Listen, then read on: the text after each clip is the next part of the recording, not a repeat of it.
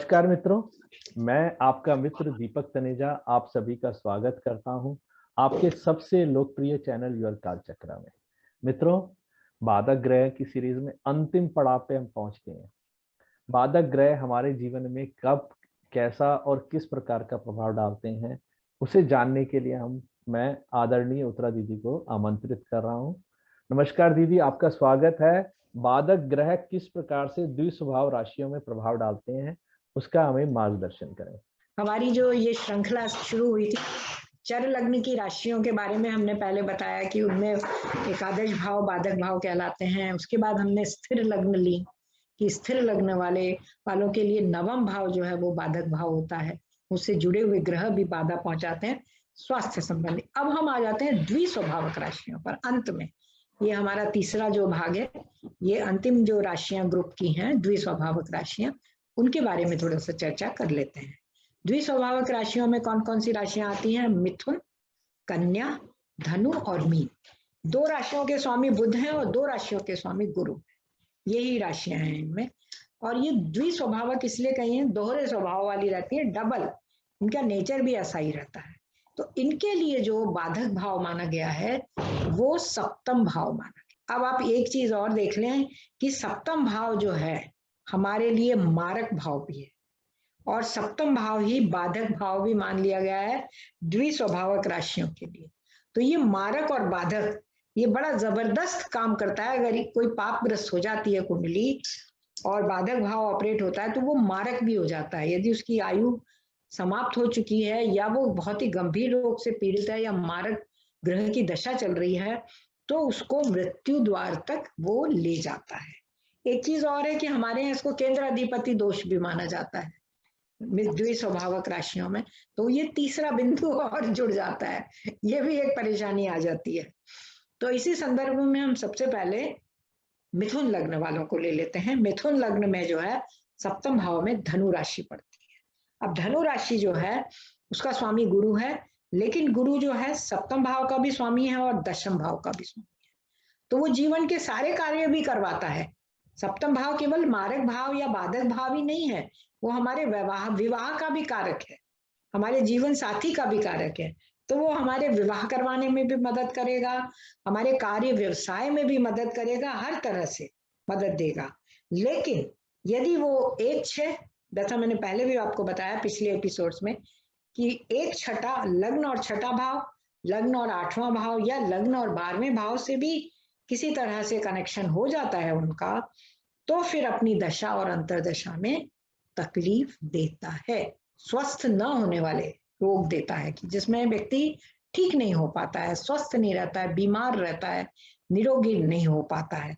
और जबकि गुरु को हम लोग शुभ ग्रह मानते हैं, लेकिन वो अपनी खुद महादशा या अंतरदशा में सीधे सीधे नहीं करता, अन्य जो ग्रह रहते हैं, जो पाप ग्रह रहते हैं कुंडली के, उनके थ्रू वो सारे काम करवाने की कोशिश करता है। मतलब जो भी ग्रह, कोई मंगल है या शनि है या राहु है, यदि ये गुरु के नक्षत्र में होते हैं तो सारा काम वो कर देते हैं, गुरु महाराज कुछ नहीं करते इनडायरेक्टली। मतलब वो अब ऐसा अपन मानते हैं ना कि शुभ हैं, वो शुभ ग्रह हैं, इसलिए वो अपने उसमें रहते हैं और दूसरे ग्रह जो होते हैं उनके थ्रू, चाहे वो राहु गुरु की राशि में ही हो तब भी वो गुरु का एजेंट बन जाता है और गुरु का काम कर देता है, या फिर कोई अन्य ग्रह गुरु के नक्षत्र में हो तो वो भी काम कर देगा। और जो जिन जिन भावों से वो जुड़ा हुआ है, लेकिन साथ में अगर बाधक भाव से भी जुड़ा है और लग्न अष्टम या लग्न छठे से भी जुड़ रहा है तो वो अपना काम करने से बाज नहीं आएगा, आपको स्वास्थ्य संबंधी समस्या देगा। और गुरु से जुड़ी हुई जो समस्याएं हैं, चर्बी की है, लिवर की है, और भी जो अन्य समस्याएं गुरु देता है, वो सारी उनमें से कोई ना कोई समस्या आ सकती है। अगली जो लग्न है वो कन्या लग्न है। कन्या लग्न में सप्तम भाव में मीन राशि आती है, ये भी गुरु की ही राशि है इसका स्वामी। यहाँ पर भी गुरु सप्तमेश है और चतुर्थेश है, लेकिन चतुर्थेश होकर सब सुख सुविधाएं देता है व्यक्ति को, घर बड़ा भव्य घर देगा। गुरु कहते हैं ना, गुरु प्रधान यदि है तो उसको घर वर बहुत अच्छे मिलते हैं। विवाह कार्य और अन्य व्यवसायिक कार्यों में भी मदद करता है, क्योंकि सप्तम भाव शादी ब्याह का भी भाव है, तो अपने व्यवसाय का भी भाव है या पार्टनर का भी भाव है। तो इन सब में सब कुछ ठीक ठाक चलेगा। लेकिन वही बात आ जाती है कि लग्नेश यदि गुरु से संपर्क करता है किसी प्रकार से, लग्नेश और षष्ठेश से गुरु संपर्क करता है, या गुरु से लग्न और षष्ठ का किसी भी प्रकार से संबंध बनता है, तो फिर जो है स्वास्थ्य संबंधी परेशानियां अपनी दशा और अंतरदशा में देते, सदैव नहीं देते हैं। जब उनकी दशा या अंतरदशा ही चलती है तभी चलती हैं। कभी कभी तो स्थिति गंभीर नहीं हो पाती और कभी कभी बहुत गंभीर होती है, लेकिन व्यक्ति स्वस्थ, पूर्णतः स्वस्थ महसूस नहीं कर पाता अपने आप को, ये चीज रहती। अगली जो द्विस्वभावक लग्न आती है वो है धनु लग्न।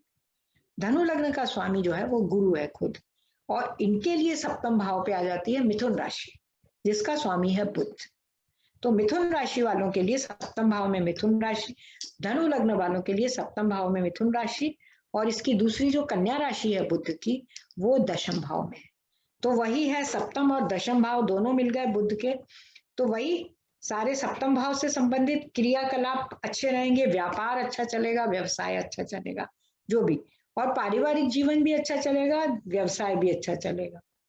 तो इस प्रकार जो है इनका काम अच्छा चलेगा। लेकिन यदि बुध का संबंध लग्न छठा, लग्न अष्टम या जहां वहां पर यदि कोई और भी अन्य ग्रह बैठे हैं और उनके नक्षत्र में यदि कोई ग्रह बैठे हैं, तो और उनका संबंध लग्न द्वादश, लग्न अष्टम इनसे होता है, तो ऐसे संबंध में व्यक्ति जो है स्वास्थ्य नहीं रह पाता। यहाँ तक कि क्योंकि मारक भाव भी है और मृत्यु कारक भाव ग्रहों की यदि मार्केश की दशा भी चलती है, तो बाधक भाव के स्वामी के हिसाब से वो कभी कभी मृत्यु द्वार तक भी ले जाता है, मतलब त्याग तक को मृत्यु तक ले जाता है। अब आ जाती है हमारी अंत में मीन लग्न। मीन लग्न वाले जातकों के लिए भी बुध ही सप्तम भाव का स्वामी है, लेकिन बुध चतुर्थ भाव का स्वामी भी, क्योंकि वहां पर कन्या राशि आती है सप्तम भाव में और चतुर्थ भाव में मिथुन राशि आती है। तो वही है, उसको सुख सुविधाएं, जमीन जायदाद, व्यापारिक सुविधाएं, सारे कार्य जो है अपनी दशा अंतरदशा में ये बहुत अच्छी तरह से कर लेते हैं।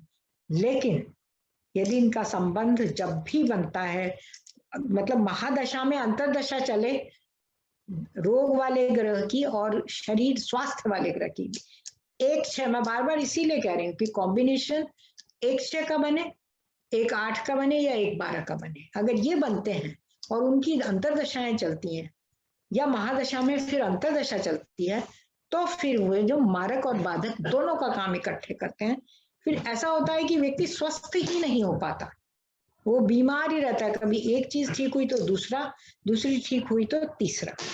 और ये जो ग्रह हैं जिन जिन भावों से जुड़े रहते हैं अपने नक्षत्रों के हिसाब से उन सभी भावों का फल देते हैं, उनमें कोई अड़चन नहीं लाते, कोई बाधा नहीं पहुंचाते। लेकिन बाधा पहुंचाते हैं यदि ये स्वास्थ्य और रोग संबंधी भावों से जुड़ जाए तो। स्वास्थ्य और रोग मतलब लग्न और छठा भाव, लग्न और 8वां भाव, जो 8वां भाव हमारी अक्यूट डिजीज का है, अचानक परेशानियां देता है, अचानक स्वास्थ्य बिगाड़ देता है, बहुत सारी बीमारियों का कारण हमारी मानसिक चिंताएं भी रहती हैं।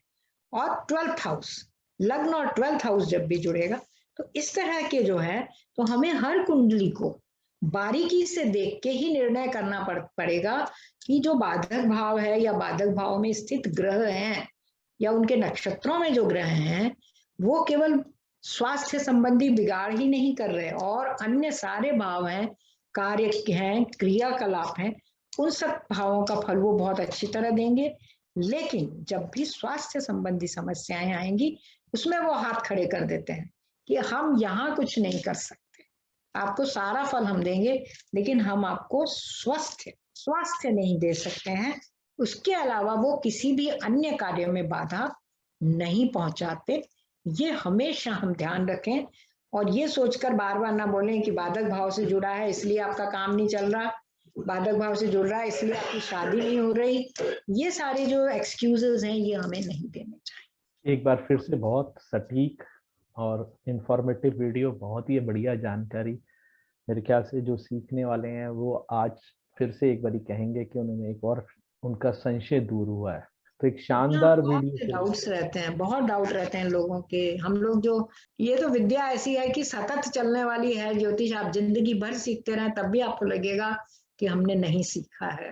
तो अभी हम बहुत कम टाइम में कितना सिखा पाते हैं इन लोगों को, खुद ही सीखना पड़ता है इनको, खुद भी अपनी नॉलेज गेन करेंगे तो बहुत अच्छा रहेगा। बहुत शानदार वीडियो, हृदय से धन्यवाद, आभार।